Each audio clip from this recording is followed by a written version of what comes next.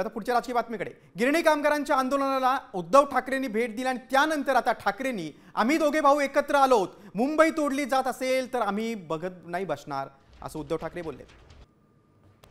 मराठीच्या मुळावर येईल त्याला उखडून टाकू असा इशारा उद्धव ठाकरेंनी यावेळी दिला आहे. ठाकरे एकत्र आल्यानंतर उद्धव ठाकरे सुसाट आहेत. मात्र दुसरीकडे राज ठाकरेंनी मात्र मौन बाळगलंय.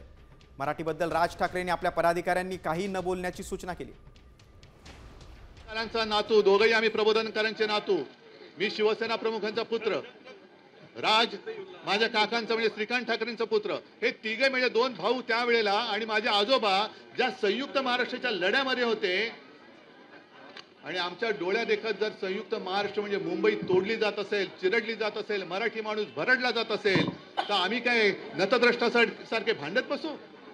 आम्ही मिटवून टाकली भांडणं आणि आता उभे राहिलोय. जो महाराष्ट्राच्या आणि मराठी माणसाच्या मुळावर येईल त्याला मुळासकट उघडून टाकण्यासाठी म्हणून आम्ही एकत्र आलेलो आहोत.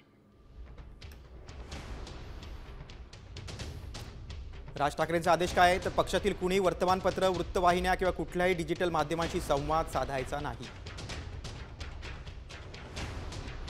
स्वतःचे प्रतिक्रियांचे व्हिडिओज देखील सोशल मीडियावर टाकायचे नाहीत.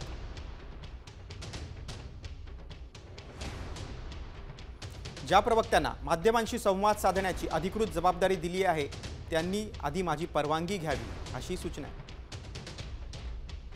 सोशल मीडियावर व्यक्त व्हायचं नाही असं देखील राज ठाकरेंनी म्हटलं.